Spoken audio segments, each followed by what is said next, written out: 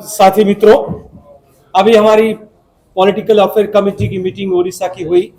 उस मीटिंग में हमारे सारे सीनियर पूर्व प्रदेश अध्यक्ष से लेकर सीएलपी लीडर से लेकर हमारे वर्तमान के प्रदेश अध्यक्ष सब लोग मौजूद रहे।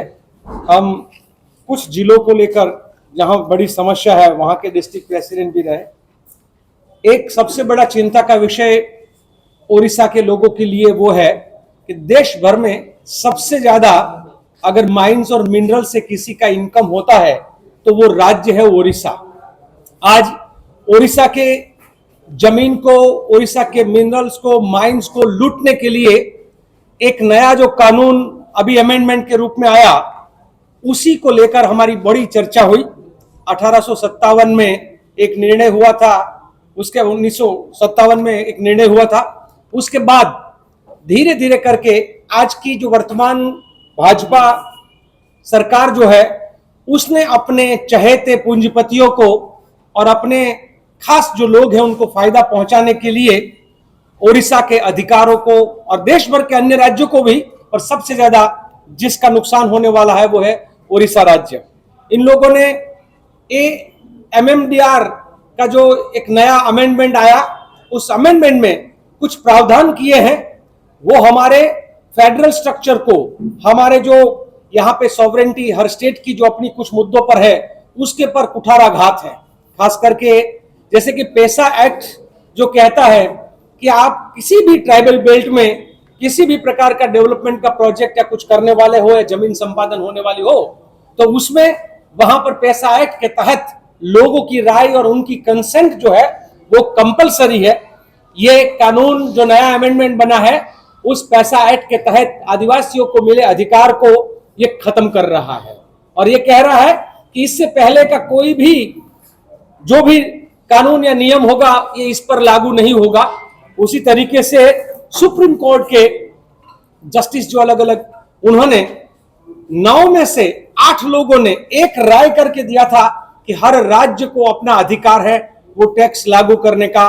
इसके कानून के अंदर ये भी है कि किसी भी अगर मतलब पहले जो जजमेंट है वो भी जजमेंट है, इसके पर लागू नहीं होगा। तो हमारे कानूनी व्यवस्था का कोई जजमेंट लागू नहीं होगा। पुराना जो हमारा एक्ट है, पैसा एक्ट जिसके अंदर है, वो भी लागू नहीं होगा।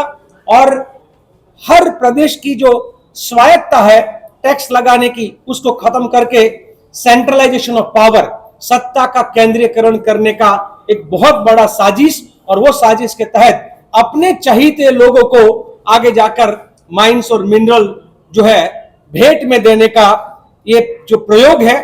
सबसे बड़ी कमनसीब बात यह है कि इस राज्य के मुख्यमंत्री आदिवासी समाज से बिलोंग करते हैं। हमारे देश के प्रेसिडेंट है वो इसी राज्य से आते हैं, और बार बार भाजपा वाले कहते हैं कि हमने आदिवासी को मुख्यमंत्री बनाया, हमने आदिवासी को प्रेसिडेंट बनाया।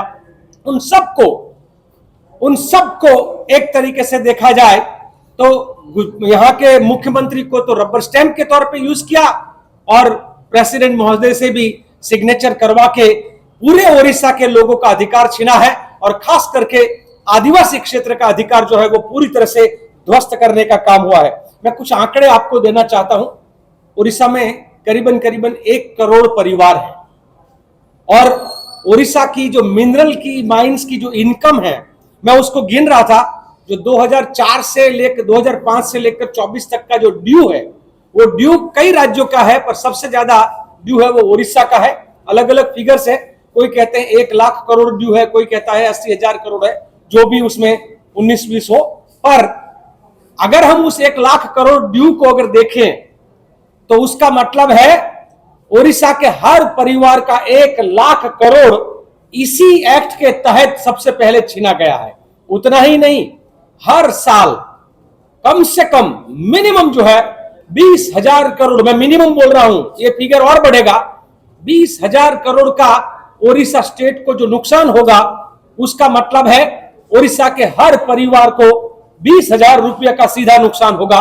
उतना ही नहीं, मैं देख रहा था शिक्षा का जो बजट है हाई स्कूल का सिर्फ 5,000 करोड़ है। एक तरफ हाई सेकेंडरी का 5,000 करोड़ का बजट, उसके सामने उड़ीसा को सीधा 20,000 करोड़ का नुकसान हर साल होगा। तो अगर अब देखें तो हमारे बच्चों का शिक्षा, स्वास्थ्य और रोजगार जो है उसको लेकर एक बहुत बड़ी चिंता होगी। उड़ीसा राज्य है वो और कर्जे में जाएगा, उनके अधिकारों को छीनने का जो बात है, उसी संदर्भ में आज पूरी डिटेल डिस्कशन हुई है। मेरे से कुछ बात रह जाएगी तो हमारे साथी ऐड करेंगे, पर मैं ये कहूंगा कि हम कांग्रेस पार्टी के साथी कल सीडब्ल्यूसी में भी ये चर्चा की थी, कांग्रेस वर्किंग कमेटी में, और आज हमारी पॉलिटिकल अफेयर कमेटी में एक आवाज से सभी सीनियर लीडरों ने यह बात कहा है कि हम ओडिशा के लोगों के हक का पैसा हम सेंटर गवर्नमेंट को नहीं छीनने देंगे। हम लोग जरूरत पड़ने पर गांव गांव जाएंगे, गली मोहल्ले में जाएंगे और ऐसा एक आंदोलन खड़ा करेंगे कि आने वाले समय में ये लूट करने वाली सरकार है उसको ओडिशा की सरकार उखाड़ कर फेंक देगी। बहुत बहुत धन्यवाद।